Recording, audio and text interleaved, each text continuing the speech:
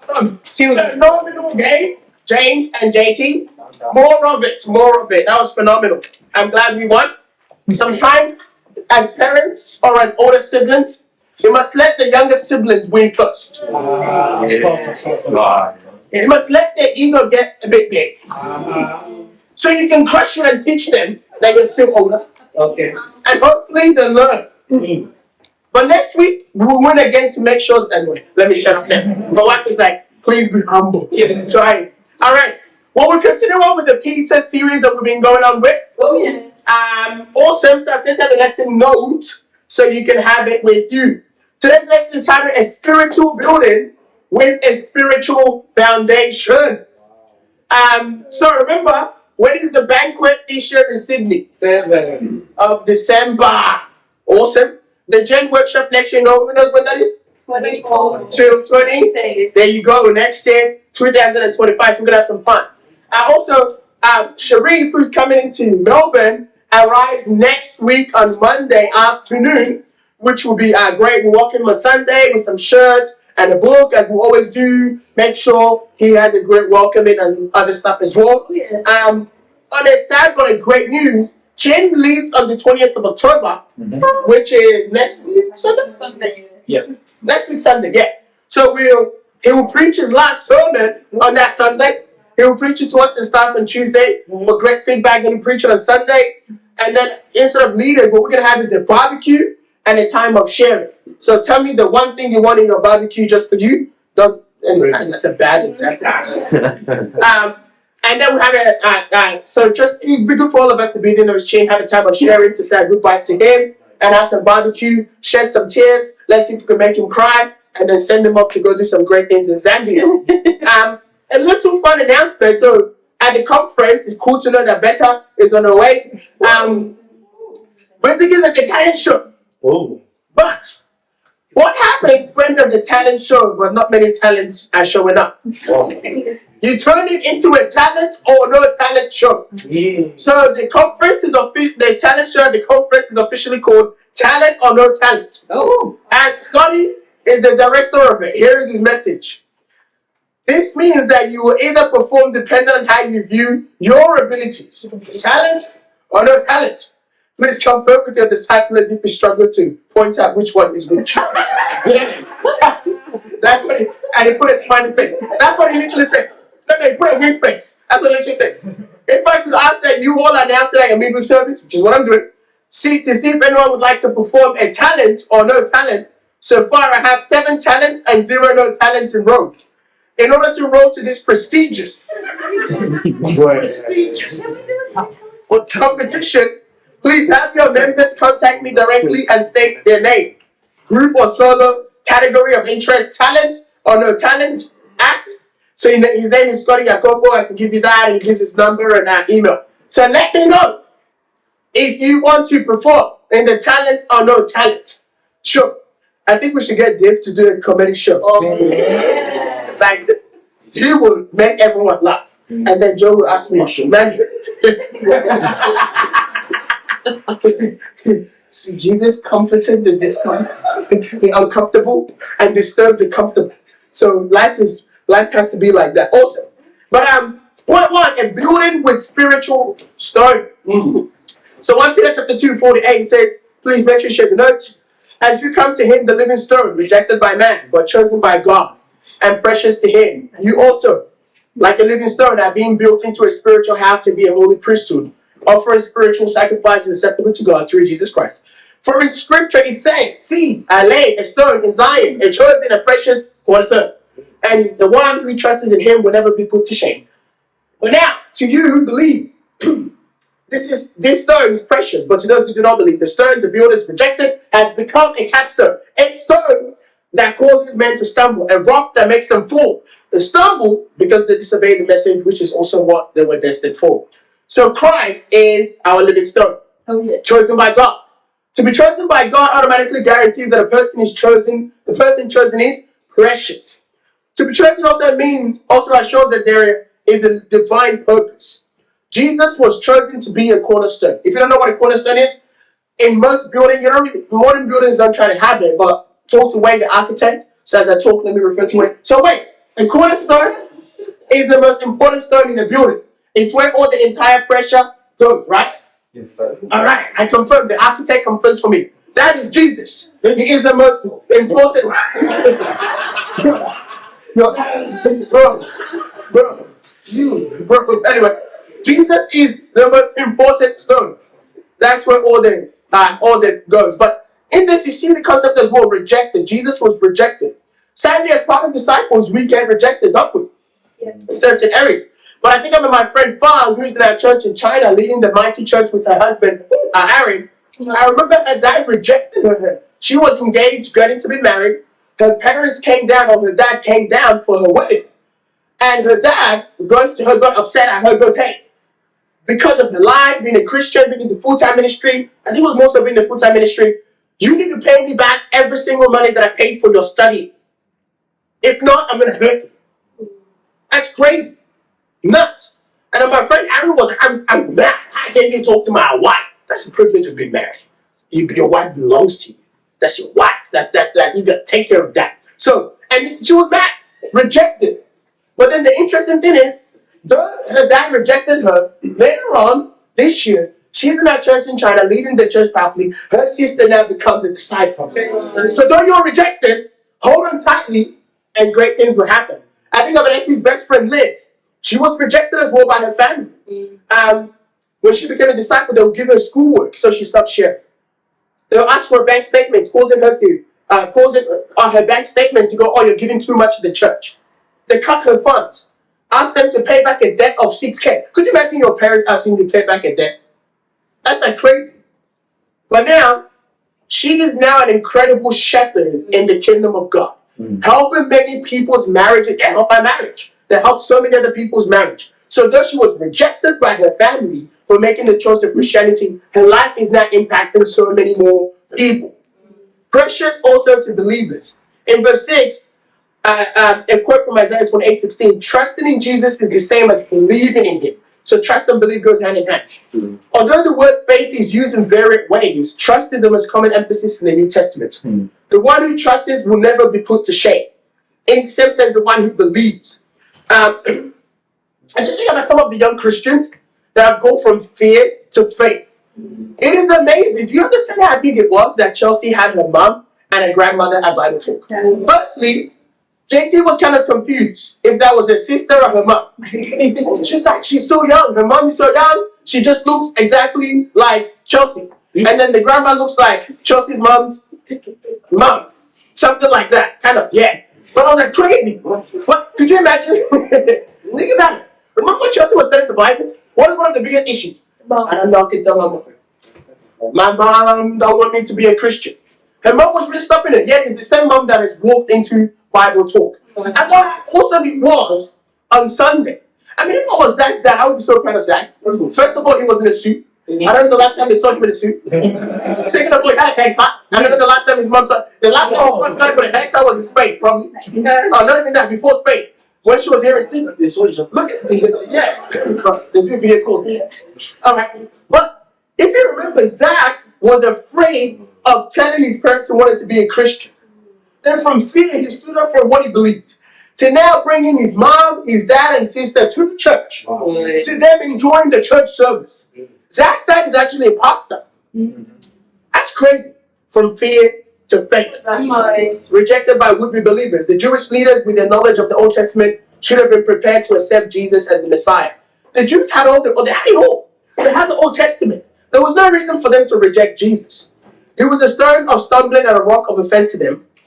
In Matthew 21:43 and 44, it says, God states that every person must either fall on the stone or the stone will fall on the essence.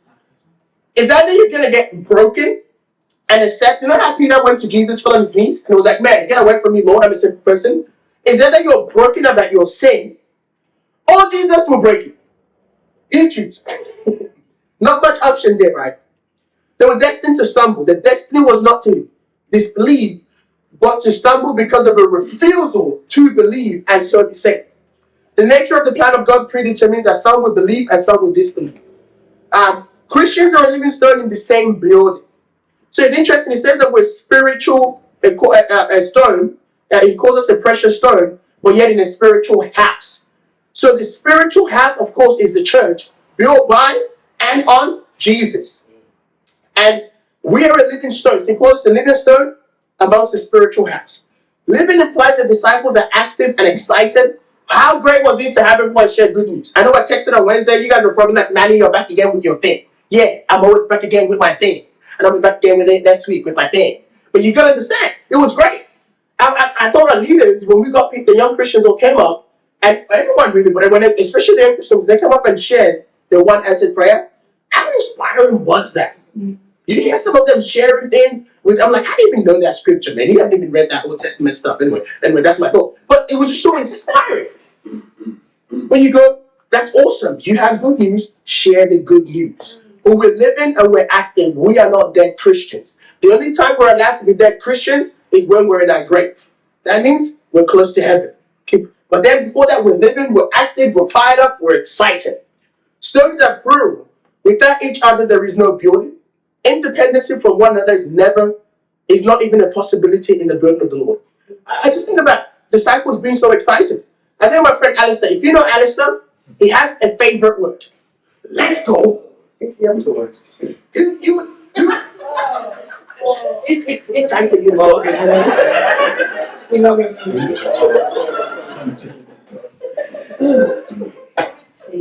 Anyway, let's say you're walking with Alistair, and you have someone like Chandala who's just feeling sad, not excited. We just walk, let's go. And it's so cool. An entire conference was created for our word sector based on those words. We had a whole t-shirt that was let's go, and a conference was, I was like, man, I wish I was this guy. Why can't I have some cool statements that I could, I think one day we should do a conference called Unaligned. Let's think about it.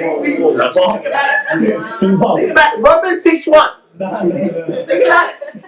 Shall we go and sin so that sin may increase? No. We are those who are alive. We are those who are dead to sin and are raised to a new life. Come on, man. I'm telling you, man. Yeah, man. It could work, yeah? Yeah, man. It's not quite yet. But anyway, I never had disciples that active. The arcade, like Mika said. I didn't know where that was. It looked a bit sketchy. I mean, they actually is not sketchy. It's really cool. There's free basketball games shows up there. So I know that. But it's great. They were evangelizing. I'm proud of all the monash guys. They met some people. I think it's really amazing how the students, first of all, they kind of disrespected all of us and created a separate faction. Created their own student group chat. That's fine. We forgive you. We are just jealous. That's all it is. But I love the students. They got their own crew. All of them are flying together. It's like, we're talking about the flight to the conference. They're like, yeah, okay, cool. I said, bro, just book your flights. They're like, no. We want to know the best time for all of us. Just book the flight. Okay, no worries. Specifically, we want to know when Mika is the last one that finishes her exam. We will all fly when Mika flies. And so, what is it? All of them, some of them finish on the 28th, 29th. They're going to wait for Mika to finish on the 6th. Then they're flying the next morning on the 7th, just so they can be together. And all of them are getting seats. Mika goes, yeah, I'm sitting behind them. And then Dave's there, and James are sitting in one row. I'm like, I'm kind of a bit jealous. It's like, I want to be shooting again. But I'm like, good luck when you get there at 5:30 a.m. Find a way to your Airbnb. We see who's a student. Anyway, again, I think there's a bit of jealousy in my turn.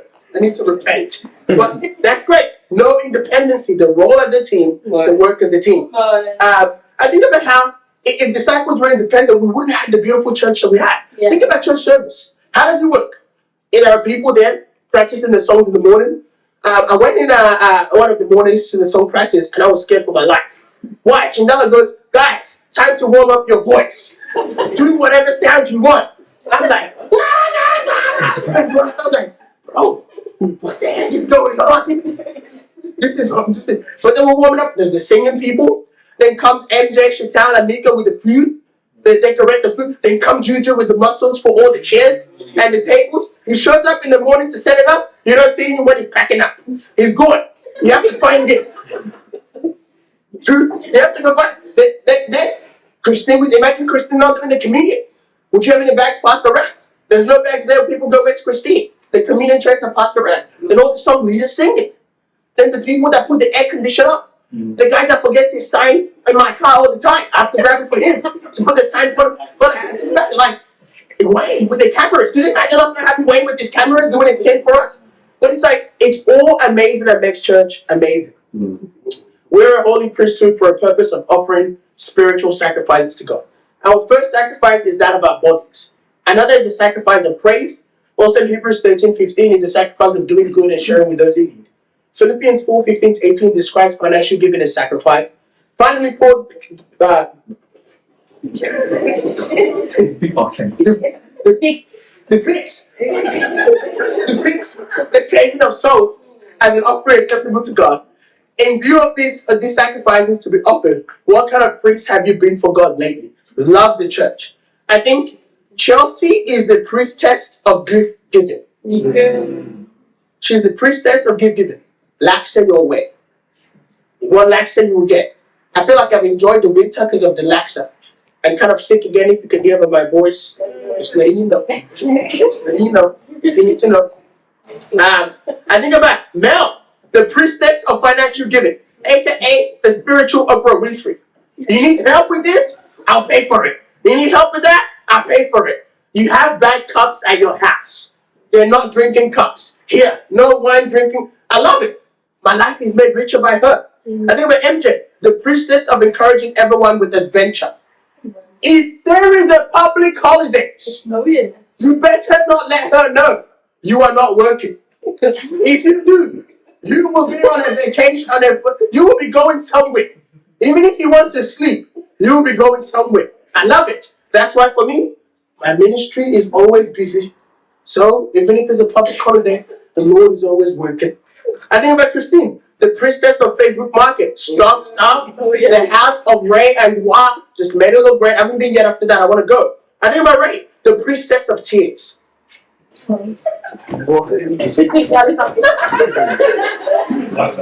will cry. And she will allow you to cry too. No words needs to be said. Just cry, put your head on her shoulders and cry, and you'll feel better. The priestess of tears. That's what she is. Better. Priestess of laughter. I will laugh, you will feel joyful. Move on with your life. That makes pretty cool. My favorite one, Mika, the priestess of Bilton. The Lord created that one specifically just for me. It doesn't matter. You're the source, it comes through. Point 2. You have more? I will see you tomorrow. Tomorrow's Thursday. Exactly. See you at rugby training. But point 2, building with a purpose. 1 Peter 2:9-10. But you're a chosen people, a royal priesthood, a holy nation, a people belonging to God, that you may declare the praises of him who called you out of darkness into his wonderful light. Once you were not a people, but now you're a people of God. Once you had not received mercy, but now you have received mercy. To declare praises of God. Evangelism is at the very heart of our calling, isn't it? For we are stones in the building built on stone. We are stones in the building built on stone. Whatever his purpose was, ours now is. Our concern is that God be praised by more and more people. I think of an example showing every convert in the church is a praise to God. I think about David was saved from fake friends. It's a praise to God. He now can teach other people how to be rescued from such a life. I think I'm pretty sure about getting up and shouting I needed. I had no purpose. I was driving, I had no purpose. She now feels like she has a purpose in life. Nika got up by the women's day, she struggled with anxiety. How many students? Man, I've never seen people stressed for exams in Melbourne. Like students in Melbourne, we were in Sydney, man. People knew exams came around. But in Melbourne, man, people act like they're dying during exams. You walk on campus, bro. You can physically see the anxiety on the student's face. I'm like, bro, chill, man. Like, calm down, man. Like, it's crazy. But imagine how many people Mickey can help by sharing her own life. We're fully qualified for this lofty purpose. Chosen compared with John 15:16. Chosen and appointed to go and bear fruit. How amazing it is that, right? God baptized. Baptized better. And to know that soon, she will be baptizing her husband as well. Isn't that a life dream that anyone would want? if someone asks you how was your year, you go, yeah, it was a good year. Baptized my cousin, baptized my husband, got to be with my family, got my home, my husband got a job. Like, what do you want in life? Everything she could want, God is handing to her on a silver platter. We're a royal priesthood. The priest's purpose in the Old Testament was to bring men to God. Holy nation. The Old Testament nation was prepared and then used to bring Christ to the world. Belonging to God, living in the light, receive mercy. As beggars who have been given bread, we now have the joy of sharing the bread of life with other beggars who are now starving. Point 3, a building which attracts. 1 Peter 2:11-12 says, dear friends, I urge you, as aliens and strangers in the world, to abstain from sinful desires which wage against your soul.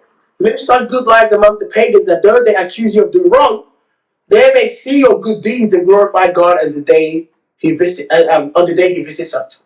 Through our denial of sinful desires, we are aliens and strangers in this world. This condition puts us in a very good company. Why? Because remember when you read in Hebrews 11 in the Hall of Fame, a Hall of Faith, and it talks about Abraham, Sarah. These people were looking for a heavenly country, know where they were living.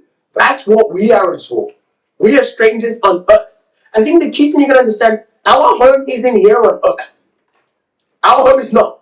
Our home is in heaven. We are simply aliens and strangers here. Some people wonder if there's aliens out of space and all that. There's aliens here on earth. It's called Christians. We're aliens waiting to get to heaven. Abstain from these desires for 2 good reasons. Influence on others. Our example can attract others to God. So it's funny, we're studying the Bible with Goa on Monday. And Eric was doing the persecution study. And Eric goes, so Goa, what would you do when people gossip about you? What would you do when people persecute you? He said, yeah, be like Jesus. And he's like, hey, and then he was just like, yeah, that's great. Be like Jesus. Don't listen to God. Eric goes, man, do you have anything you want to add? And I was like, when you're studying the Bible, I experienced this in Samoa. When you're studying the Bible with someone whose English is not their first language, you got to summarize things, right, to make it palatable. So the first thing that came to my mind was, hey, I know that scripture, right, when people came to Jesus, and they go, he's demon possessed.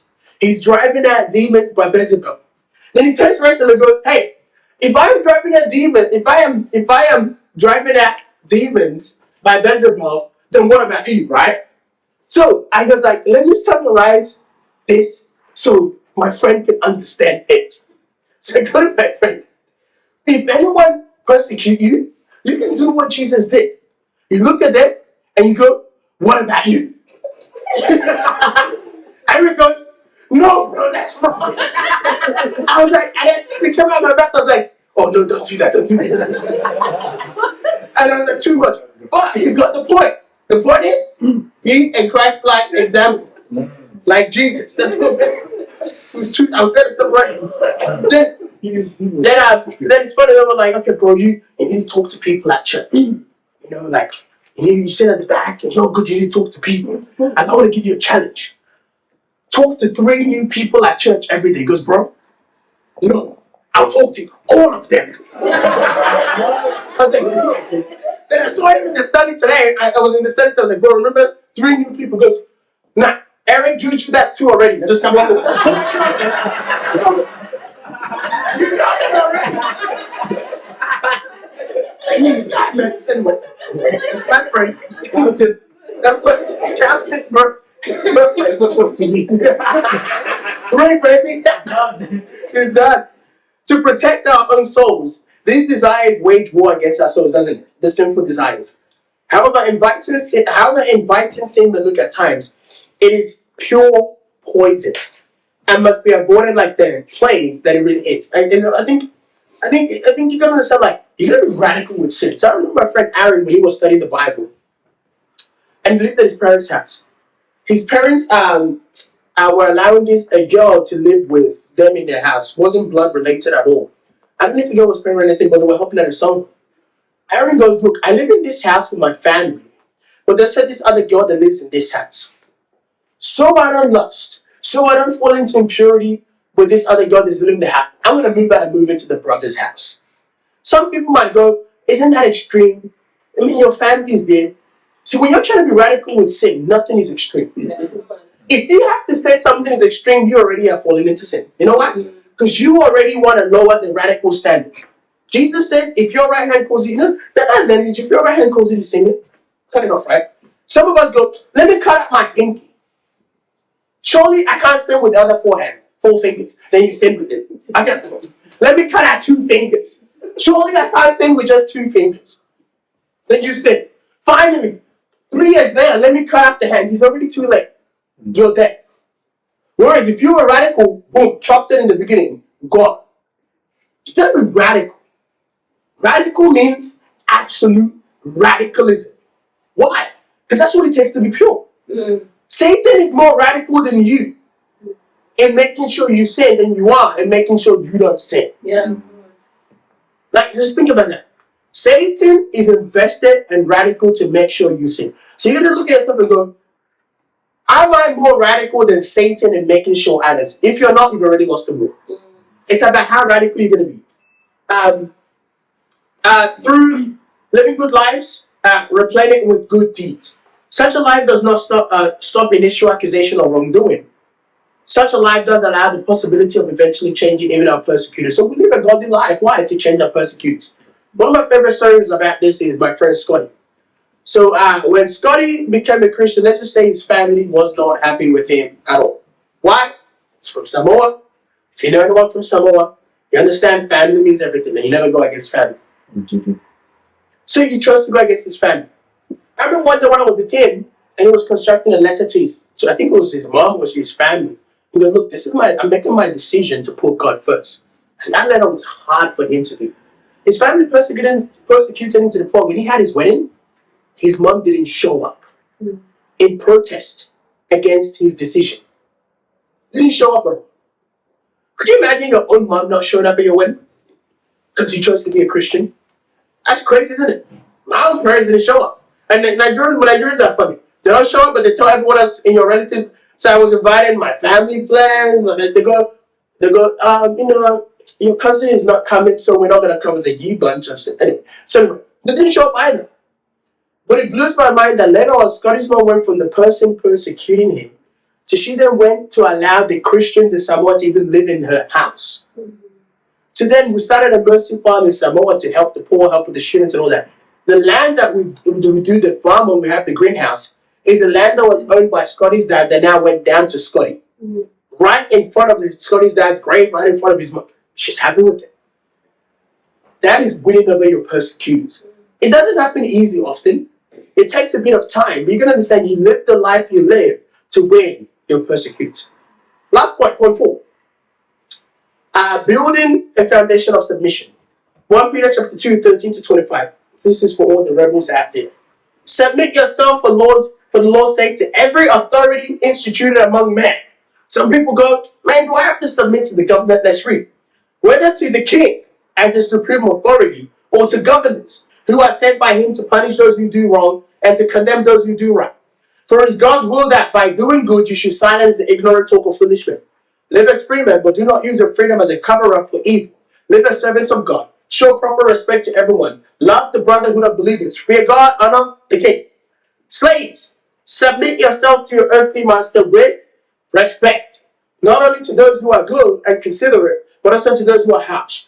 For it is commendable if a man bears up under a pain of unjust suffering because he is conscious of God. But how is it to your credit if you receive a beating for doing wrong and endure it? But if you suffer for doing good and endure it, this is commendable before God. To this you are called, because Christ suffered for you, living an example that you should follow in his footsteps. He committed no sin, no deceit was found in his mouth. When they heard their insults at him, he did not retaliate. When he suffered, he made no threat. Instead, he entrusted himself to him who judges justly. He himself bore our sins on his body on the tree, so that we might die to sin and live for righteousness. By his wounds, you've been healed. For you were like sheep going astray, but now you have returned to the shepherd and overseer of your souls. Submission to civil authorities. This section can be compared to Romans 13, 1 to 7 as well. The command, as with all commands of submission, is to submit yourself.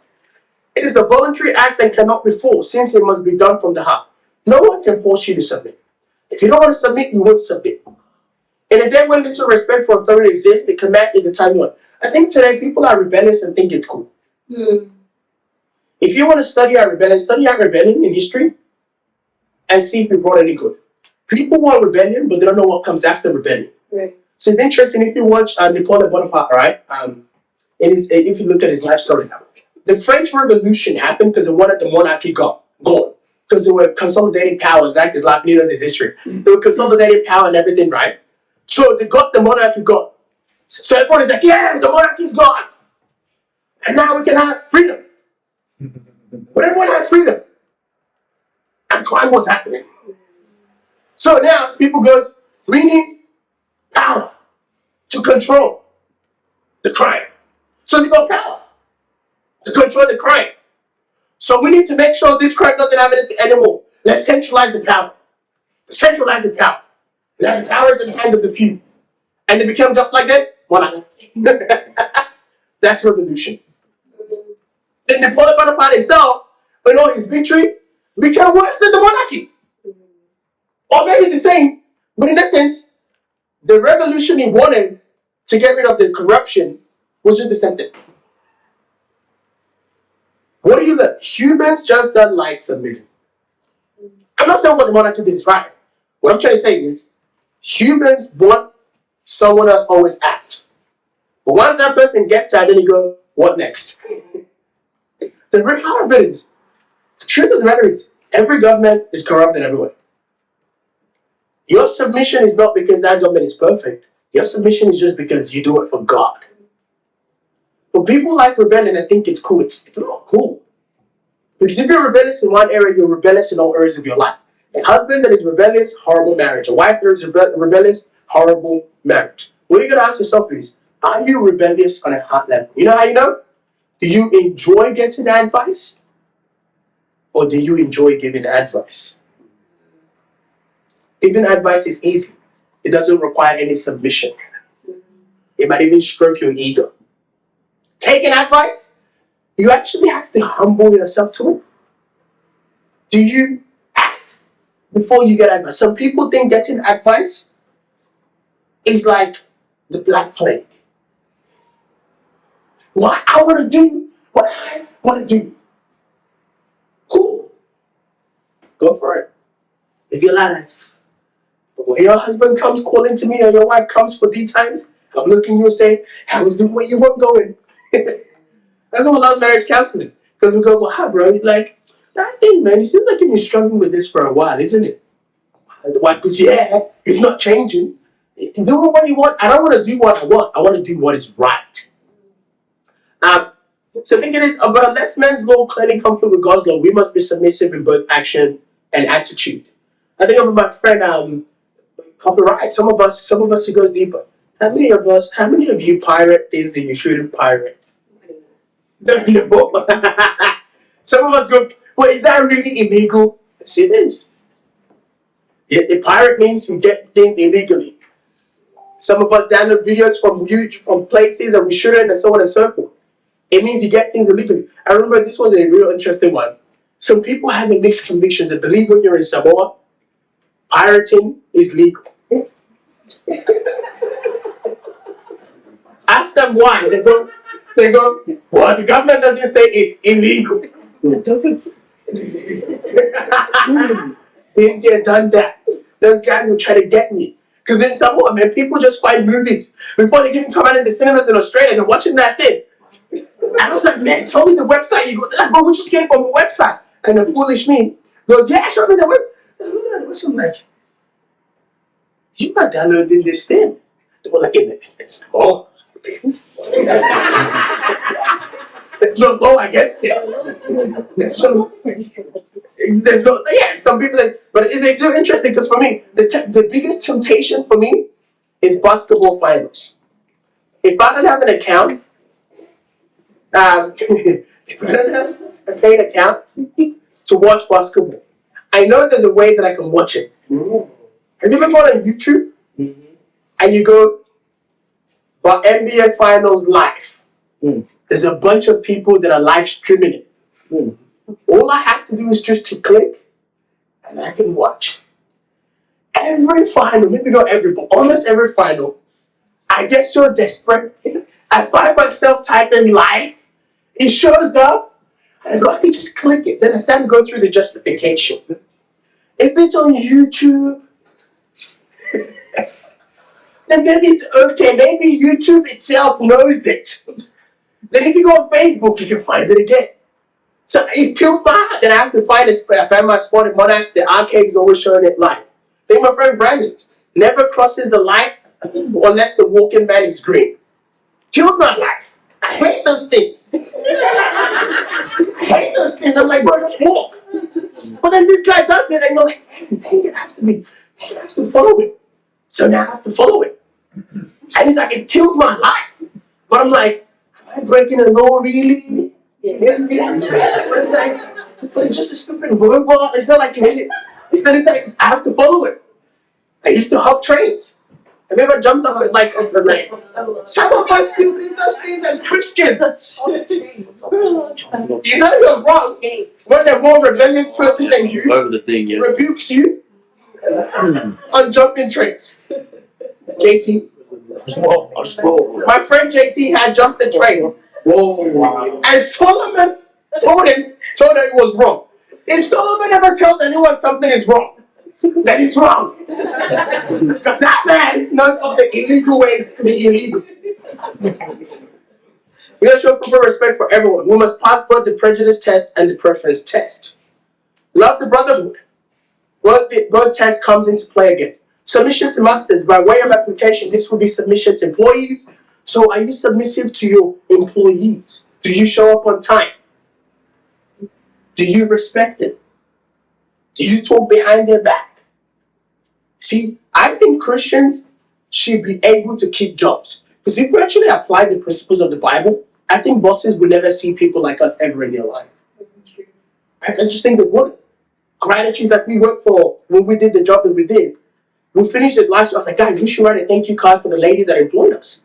So we all got together, and it's interesting. We wrote a card, thank you to her. Because she wasn't employing us to do work. We just felt grateful that we were getting money. It shows you where we're at financially. We're just grateful. We're just grateful that you see new shoes on someone's feet. All of a sudden, what comes to Bible talk yesterday, comes to sharing yesterday. Bro, my birthday gift alone, man. Right, you wish. Comes to bro, nice shoes. He's like, yeah, do your phone, man. I was like, man, like, new shoes. What? And we're just grateful. But we wrote her a card, gave it to her. She goes, why? I was like, we're just grateful to you giving up. Well, she's like, no, I'm grateful you guys work. And she even messaged in our group trying to thank you for the card. It was great. And then it's like, I bet you she's probably never gotten that before. But again, we should be great in those things. Submission to God. These commands to submit are more than lofty ideas. They were perfectly lived out before us by Jesus himself. But in conclusion, a spiritual building with a spiritual foundation. One, a building with spiritual stones. We are the living stones, living and active. A building with the purpose. Our purpose is to do what? Bring many more to Christ. A building which attracts. Our life should be attractive because people should look at us and see God. And a building a foundation of submission. We are to submit at every single level. If everyone submits to everyone in the church will be a much better place. And that's the lesson for tonight. Yeah.